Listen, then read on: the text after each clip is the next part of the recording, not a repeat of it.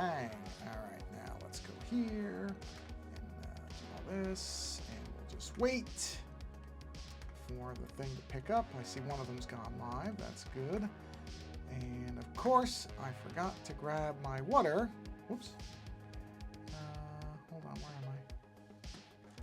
I didn't, there we go. Bang. Okay, did that one, I did this. Okay, I just need to go grab my water, everybody. Sorry about that. It takes a minute for everything to spin up anyway, so it's not gonna make a big difference. All right, I did all that. Okay, so let's get, let's see. Okay, these appear to be working, so let me at least do this and enable, and the window is there. Switch to live, please. Switch to participant list, and let's check the second one, and it is indeed live. We'll hit that, and we'll put this right here. Let's switch to live chat and participants. Okay, so let's do the tests real quick. EST1. Oh, I didn't hit the button. Hold on. I forgot to hit the button. Let's listen for the noise. Okay, it's actually not too bad because my volume's turned down, which is good. I'll turn it up a bit. And let's do a TEST1. I heard it. And, oh, I didn't enable it. Sorry, on the stream though. Let me turn this on. And go to the dash. No, not that. That just tells you the settings. There it is. Test 1 is successful. So we can now close that window. And then over here, we will go here and we will say TEST2. That is not good spelling, but it should work. And it did, so who cares what the spelling looks like? Close that window. And finally, TEST3. And it does appear and we have a noise. So I'm going to very quickly grab my water and then we'll get going here. So hold on a minute. All right, I don't know if my mic will cut out. When I walk over here, you'll hear some noise variation, some echo. So again, it might cut out. This is probably at the edge. That is not me using the toilet. That's the water filling up. Just in case it picks that up. That's enough. I never drink that much water anyway during a stream. So, okay, I have my water. I'm gonna have a sip now.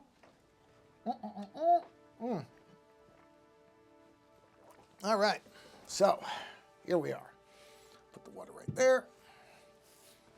Let's roll our, actually, you know, I should look at something before I do that. Oh, boy. Lucky me, my iPad upgraded to iOS 26. Hooray! Yay for me. What have they done to this thing? Oh, I probably have to recenter this because that would be, let's see, center, probably, no, horizontally. There we go. All right, now you can see it. Okay, you know what? I'm pretty close to being done with this, I think. Okay, I just wanted to check where I was on this. I really just have to figure out. So if I don't have a thing where I take the tape off, that's what the tape off. I think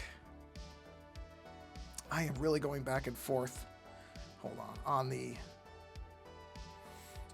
blood spatter for this. I really don't know whether that's a good or bad idea. I definitely want to do that red, the red outline. So I have to tape this off actually today probably. But boy, I'm just torn on whether this is a good or bad idea. You know what? Why don't I turn this off? This will make this a lot easier. I just want to see what this is really going to look like. Or at least a rough idea if I try to do a paint spatter. The other thing is, I have not tried to do a paint spatter on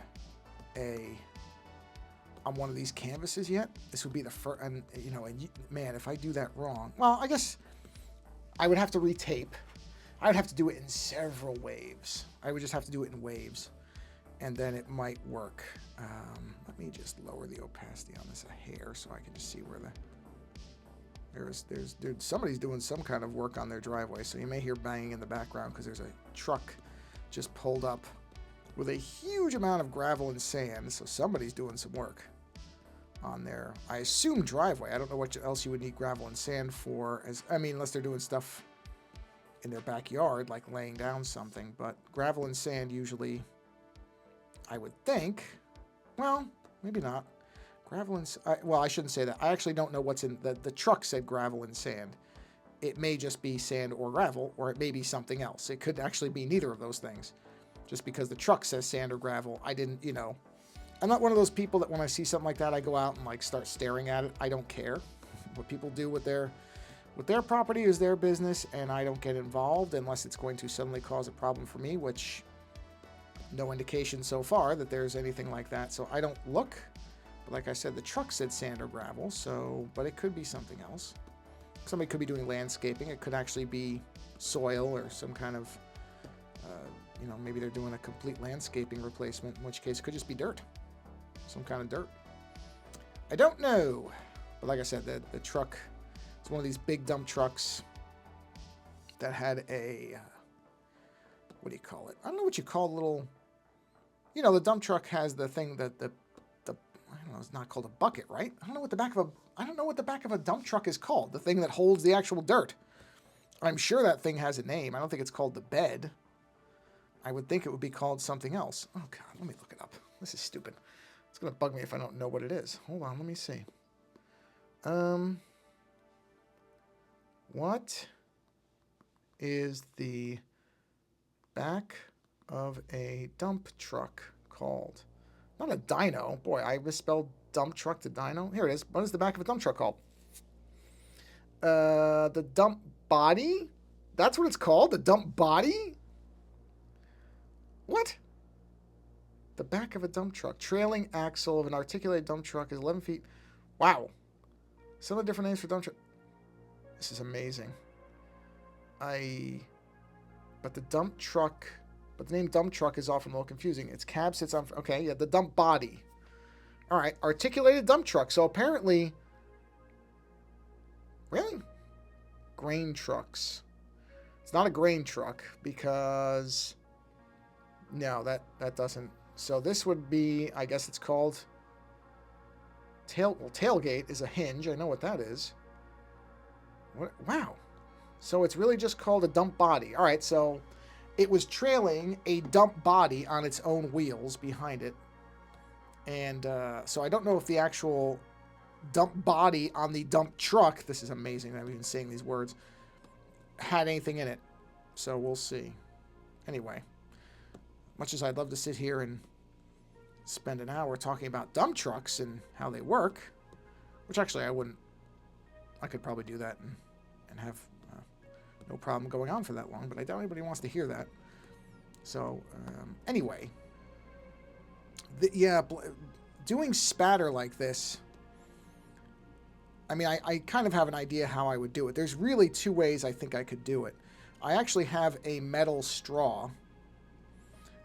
I remember in art school, there was some kind of metal straw-like device that you used to do paint spatter, but it was really not made for large stuff. It was made for smaller stuff. You would not load a lot of paint into it. But I have this large plastic straw that, you know, like a plastic, or not, sorry, metal straw. That was given away with, I don't know, probably a Starbucks cup or something like that, where you could, you know, where they were doing a promotion.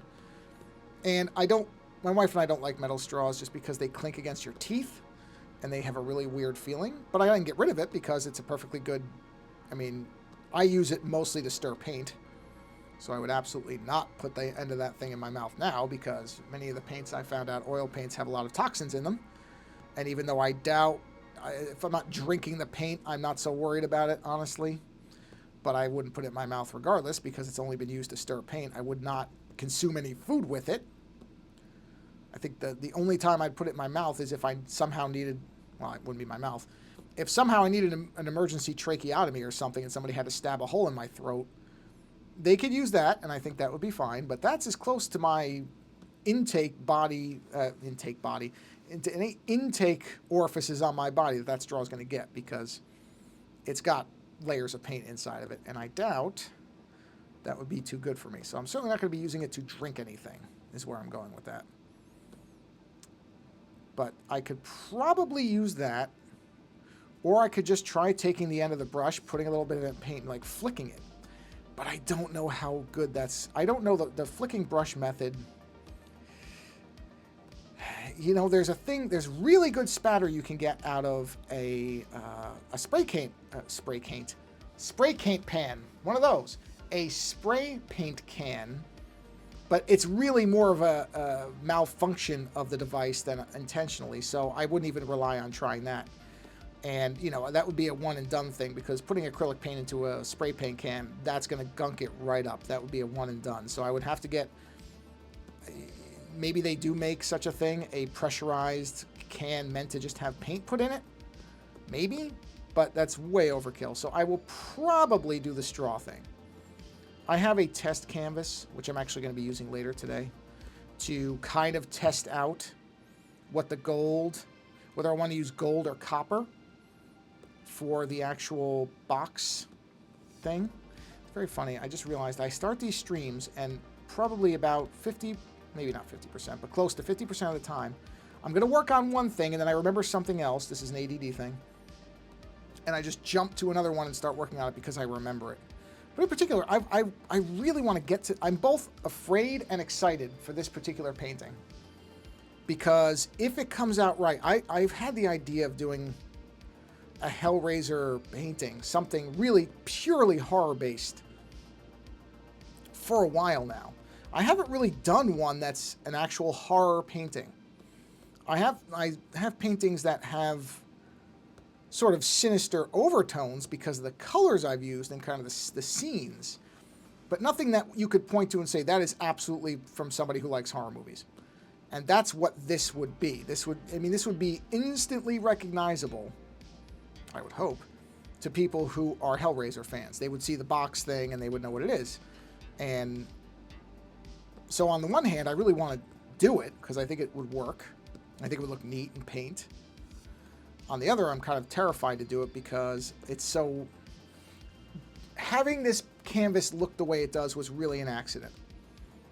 I think I talked about this when I last streamed this particular stuff that I'm doing here. It was not intended to be a Hellraiser painting at all. What happened was and I apologize if you've heard this story before. It's not really a great story. I don't know if story is even the right word. The sequence of events, I don't know if that is enough to constitute a story, that led to this idea, or me doing this, is that I really wanted to use a canvas. Originally, the original idea of the canvas was something more like a, what do they call it, a Mondrian painting with a lot of just geometric lines and shapes in reds. Because red is easily my favorite color. I love red. So I want to do these deep reds and kind of mess around with them and just see what I could do with just really simple, again, almost modern art looking designs. Just a lot of geometry, not really forms or specific things. Just the geometry of it. Which is sort of ironic because I'm not the biggest fan of a lot of modern art that relies on geometry, but it's not all bad. I just find some of it to be, I don't know, it doesn't look like it's really as intentional as the artist may say it is. And boy, is there a deep level of irony to me saying that when I'm talking about this canvas being a complete accident because it was not intended to be this way. But I'm steering it intentionally. That's the difference. So I did the painting. I don't think I took any footage of it. I wish I had. Because again, it was not, my original idea was that it was just going to be foundation colors. It really wasn't intended to be anything specific. So I didn't even think to have the camera rolling for it because it was just literally background layers. So I did these reds, and the red that I was using, well, actually, I think it was more of a problem with the brush. I think the brush wasn't as clean as it should have been. So the paint was very grippy. I don't think that's a word, but regardless. And what happened was the brush was grabbing the paint more than it typically would. I also think being cold had something to do with it. I think the cold was affecting it to some degree anyway. And so these streaks of like texture were starting to be introduced. And at first I thought, I could just brush those out and it'll be fine. And that's what I was trying to do. And they weren't coming out. They were just staying there. They were just getting streakier. And then there was a point where after trying to do this for a little bit, when I looked at it, and this doesn't I don't know, the picture might not really... Okay, you could kind of see it there. See those lines? It was like, so when you actually look at the painting where the light's catching it, there's way more of this kind of texture here. And so, whoops.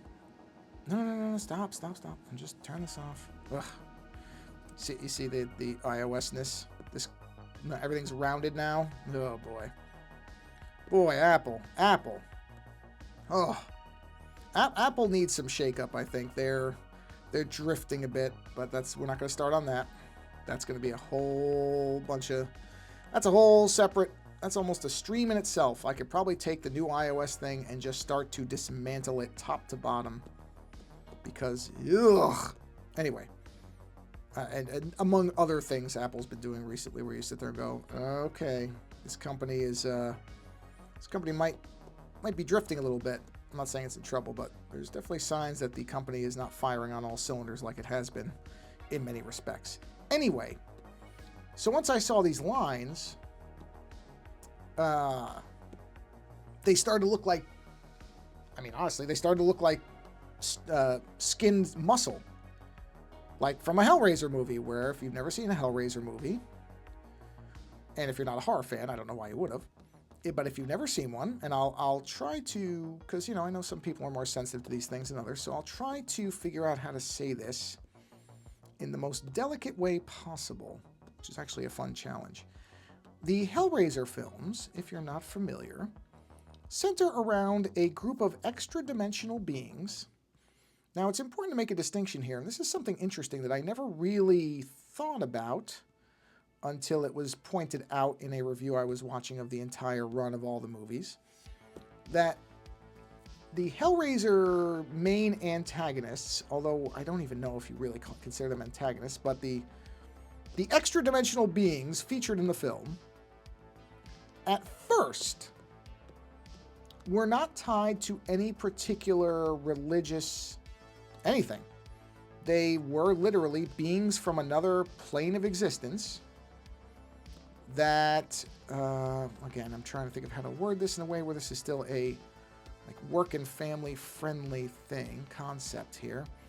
They are beings that had a different frame of reference for physical experience. Ooh, that was good. That was a nice way to put it. And so things that may have been painful for us as human beings existing on this dimension, in this dimension, I should say, would not necessarily be painful to them. And so certain people, human beings in this plane of existence, who had become bored with the sensations that they would experience here. Boy, I am trying to almost PG this thing, which is quite a feat. These individuals, when they became bored of the activities they could engage in on this dimension, they would intentionally or not, often not really understanding what they were doing, but they would summon these things, these other creatures, these extra-dimensional beings, and these extra-dimensional beings would show up, and in many cases, as far as we've ever seen in the movies anyway, the people from this side of the dimensional wall would realize that perhaps what these other beings were doing would still be painful, would be too painful for them, despite what they might have thought initially. And that's what the movies are until they get into the later movies, which are largely garbage. But in the beginning, that was the basic idea, was, in particular, the first two movies, really, and then it starts drifting in terms of what it is from the third movie on. But in those first two movies in particular, there's like 9 movies, but I would absolutely not tell anybody to watch anything past the 4th one. And some people would not even enjoy the 4th one. I think the 4th one is a riot. It's basically the old trope of, well, if we can't figure out anything else to do, let's go to space. Literally, that's what they did. And I think it's great. Especially the work print edition that you can get on the new set that they put out a few years ago, where you can see what the original, at least of what the original vision of the film was. And I think it's far superior to what was released theatrically. Anyway, back on topic. So in those initial two movies, the first two movies, which many people will say, and I wouldn't even necessarily put up much of an argument to this, even though I enjoy the third and fourth movies for what they are, but many people will say, hey, it's only the first two movies and just stop after that. And if you don't have a tolerance for any level of cheese in your horror films, then I think that that's probably good advice. I think that's a good place to stop. But if you can tolerate a little bit of silliness, and you just enjoy the Pinhead character, who really became the breakout character of the series, that was not the original intention, but that's what happened, then you will probably get a kick out of 3 and 4. So just a little tip in case you ever want to dip into this particular series. Just a little bit of advice for you. In any event, in the first two movies, it's very vague on where this other dimension is. And some people immediately attributed where they were to the classic heaven and hell archetypes. That these were beings that existed in what... Now, I don't know every religion that has a hell, so I cannot necessarily speak with authority to all religious versions of hell, but certainly the classic Christian Catholic version, which is a place where people who are bad are taken to be punished. That's the most lightweight way I can put it. So again, different religions may handle that differently. They may have the same word for a very different thing. Hell may not be a torture place for every religion. I cannot pretend that I know all the religions in the world. I do not. And even if I know what their names are, I don't know enough about how they function. So, for example, I know Tartarus, which is the Greek version of what some people call hell, wasn't really a torture place. It was more of at least, pardon me, at least in some versions of it, it's more of a place that you just linger because your soul is kind of detached from anything. And so you just kind of drift until you figure out where you need to end up or move on or whatever it is. Anyhow, so based on the classic version, wow, there's so much of this to remove, but I really think it's the only way to really see what this is going to look like. And whatever, I'm just talking about Hellraiser now, so who cares? In any event, the first two movies are very loose, and in fact, I think to some degree, specifically refute any idea that they are attached to that classic version of hell. Even though the movie is called Hellraiser, that term, it's loose. And like I said, none of the beings ever, especially once you get to the second one, because a bit of a spoiler for the second one, you get to see a little, just a bit, of the other dimension that these beings called the Cenobites come from. And I believe Cenobite is a religious term, but, and in the books, and this is where it really muddies the waters here, in the books it does become explicitly religious in the classical sense. So again, there's a lot of, wow, what do you know? That's sort of funny. Just a little fun aside here. I called earlier because I had ordered something around Christmas time, and it was back ordered, and the order was just kind of stuck, and I noticed there was nothing happening. So I just happened to call this morning to see what was going on with it, and they said, it's in the warehouse. They're working on it. And when you know it, I just got a shipping confirmation. So I would have bet money that order would have been lost or would have just sat there if I hadn't called. In any event, we're not talking about order stuff. We're talking about Hellraiser films. So Clive Barker made it in specifically the final novel, but I reread the original book, and it is definitely not as explicit in there. At least not in very harsh terms. Again, you can read a book and you can pull out whatever appeals to you about it. You can make things about things even if they weren't written that way. So if I had to guess, again, would I think that Clive Barker initially meant it to be literal hell? Now, I don't know if he ever did an interview where he said otherwise, but it certainly was loose enough. And he did the first movie, and the first movie does not say anything specifically about where these beings come from. So at first, you could reasonably think that they were just from another dimension. some kind of parallel universe or whatever. Or again, I mean, they're humanoid, they're human beings. They're not aliens, per se, but they definitely have things going on that seem beyond what normal humans would be able to tolerate, as far as how they look, and there are some physical distortions to their bodies. So again, that's somewhat, you know, you can read that either way. You can read that as a classic hell idea of torment or whatever, or that when these beings get pulled into another dimension, their bodies change and what they can handle changes. And then once you get to the third movie, it seems to start to get much more, no, we're talking about the classic version of hell here. These are beings that exist in a Christian idea of hell. And then, you know, the fourth one doesn't really seem concerned with any of that stuff. It's hard to say, although I think they mention, even though this term doesn't really mean anything either, I do believe the term demon is mentioned. I'm sure some people hear the word demon and they think a certain thing. I don't know that that's a universal. I think a demon can be many things. And I'm, by the way, this is not me saying that you shouldn't read it as the classic version.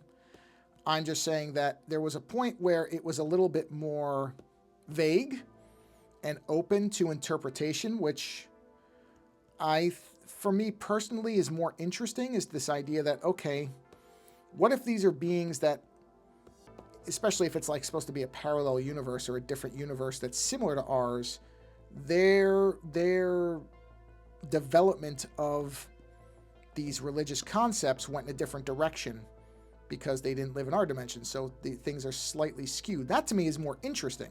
But at the same time, if you want to read it as the pure classic version of things, you can. Again, I'm not saying that anybody would be wrong to read it that way.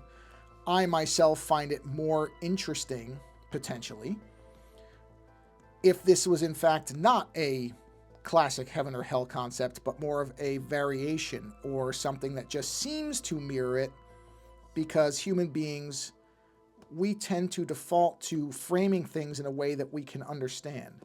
So it's more satisfying because our brains are built for pattern recognition. So what we do is we see something, and if we don't know what it is, the first thing we're inclined to do is try to make it into something we can understand. And the easiest way to do that with something beyond comprehension, which these beings would certainly classify as, would be to fit them into, okay, well, these look closest to this. And based on what they're saying and the words that they're using, they sound and seem like they're from this place. Whether in fact they are or not. Like in Event Horizon. Event Horizon, another great horror film. Probably one of the few movies I think that Paul W.S. Anderson has done that people universally like, because his movies can be divisive depending on which movie you're watching, that's for sure. And I would agree, they're not all very good. Some are quite bad. But Event Horizon is great. And Event Horizon, again, if you've never seen it, you may not be a horror film fan, so just a quick synopsis of the film. Has to do, it's the future. I don't remember how far in the future now it would be. It would have been the far future when the movie came out, or relatively far future. There's spaceships, so that's pretty far off, where people are just casually flying spaceships to Saturn and stuff. There's a rescue ship that is going to investigate the reappearance of a science vessel, I believe. I think it was supposed to be... Oh. It's all right. My dog just freaked out because the dump truck out there just dumped a... Hold on, I'm going to go make sure that was nothing more serious. I think it was just a dump truck dropping the payload. Hold on. Relax, cutie, I'll check. I don't think it's anything you got to worry about. I think they just dropped the thing. But I will check. Sorry, I might be wandering out of the mic range here. I'm just making sure nothing blew up out here. But, oh yeah. Yeah, they're just... I see what they're doing. They just transferred... They're transferring the thing. Yeah, okay. That's what I thought. Nothing to worry about. It's okay. You're fine. Nobody's going to come and drive through the front of the house. Jeez, that thing is loud, though. Wow, I don't know if you heard that. It's okay. It's just the truck. They're reattaching the trailer. Anyway, sorry. Okay. So Event Horizon. So this I believe science vessel with an experimental warp drive, which they don't call it a warp drive. They call it a gravity drive? I don't remember the exact name for it. This ship went to a certain point and then vanished. And this crew shows up, this rescue mission shows up to figure out what happened, why the ship has suddenly come back.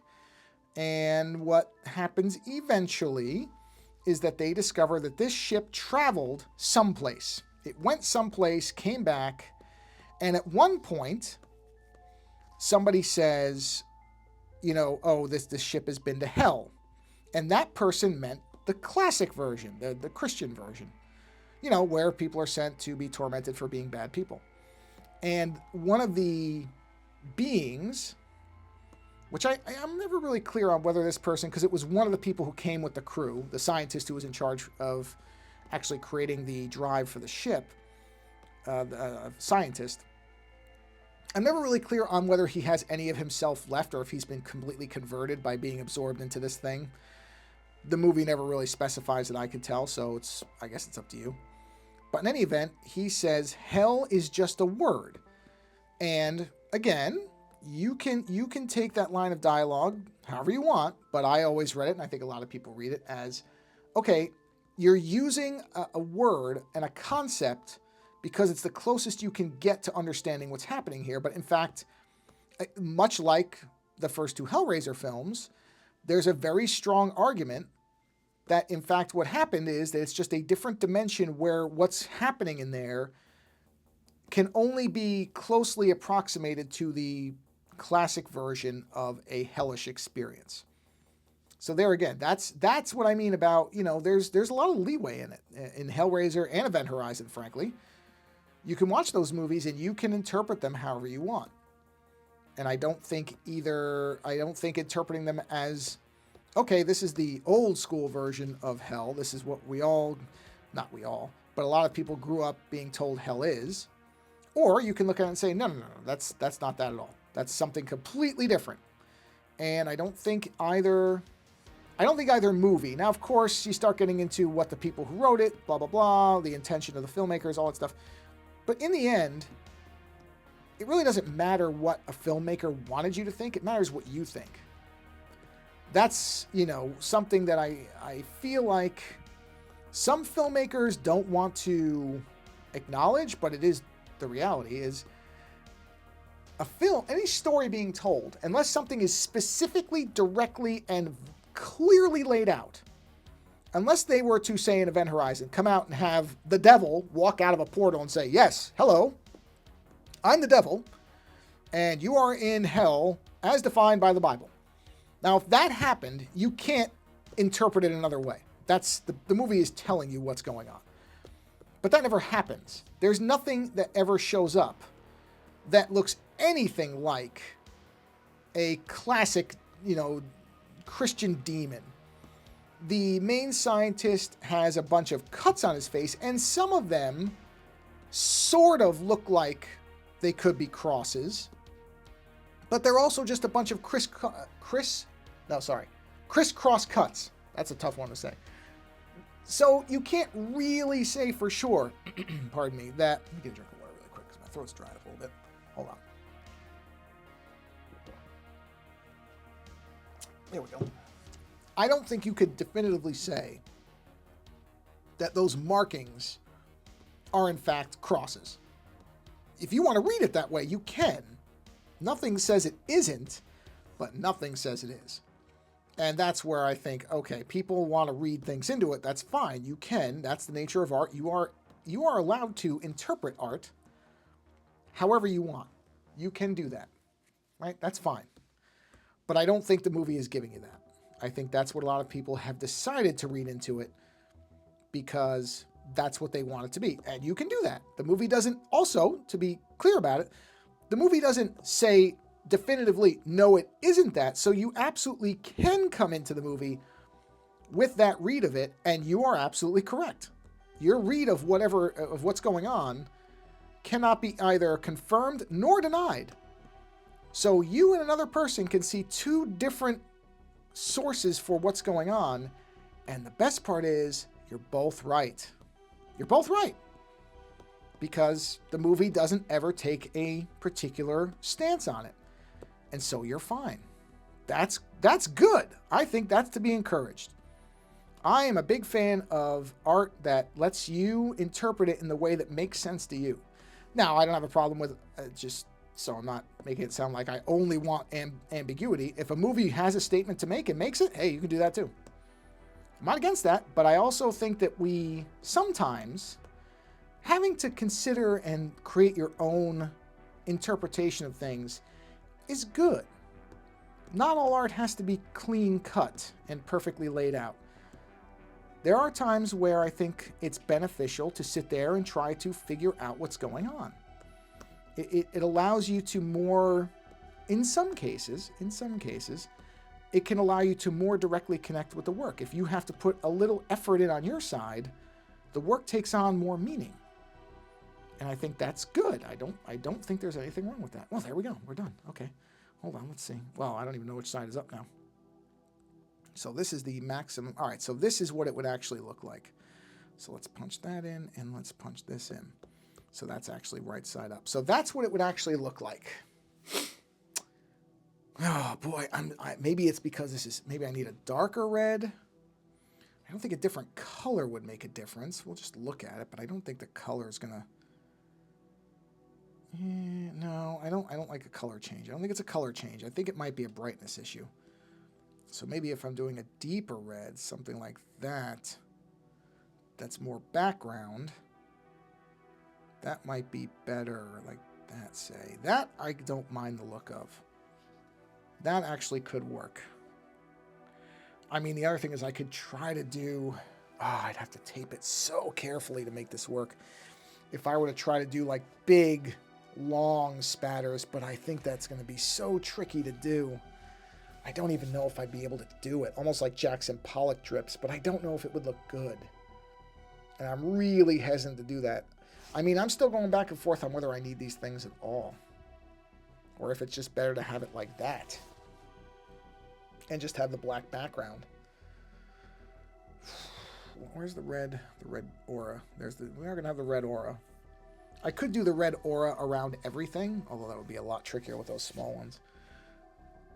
A lot trickier. Yeah, I don't know. I really gotta think about this. But I'm just going back and forth. I just don't know if the red is too much. Maybe it is. Maybe it is. And then I'm also thinking, well, maybe I should put a black background behind the actual cube. Like, I keep going back and forth where I'm like, well, do I want this to be blacked out? Would that look better? And then have everything ringing around it like this, you know? Something like that, where it's really pushing up the idea of the cube, where this is really foregrounded now. See what I mean? Is that better than having the background show through? I've gone back and forth on that as well, where I'm like, not really sure. So is that better? But then there's no black in the rest of them, so would I have to come in here and black out, say that? Well, that one doesn't have the circle going all the way, so we could do it that way. And like this, and then black out these. You know what I mean? It's like, well, where do you, if you start that, do you stop it? Or do I keep going?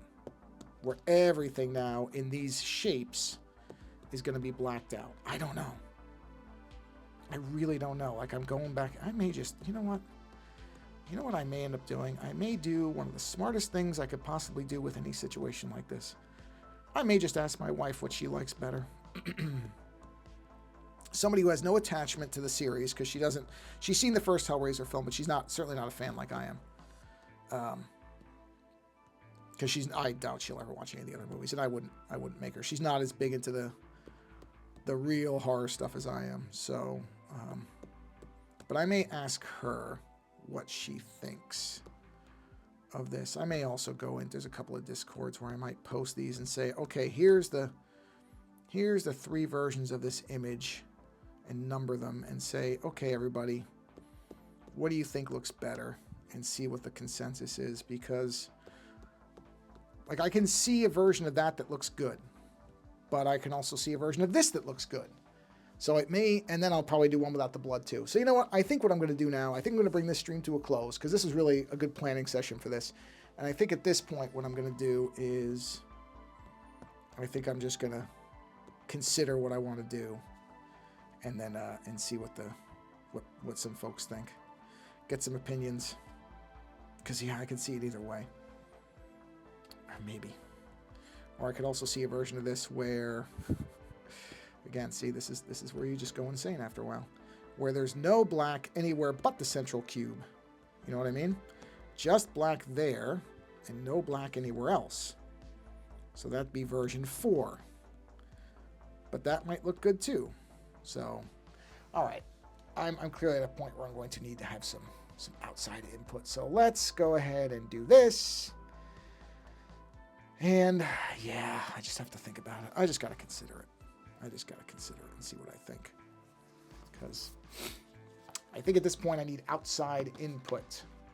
Well, that was a good, nice little stream. I wasn't sure what the stream was going to be, but that's, you know what? I'm glad I got that, because I'm at a decision point with that painting, and I'm going to get some outside feedback, which is always good. I have no problem listening to people's opinions on things, and I'm going to see what people think. So that's where I'm going to land for now. So yeah, this was just I happen to have the time to be able to do the stream today. So this is kind of an out of the normal bandwidth stream.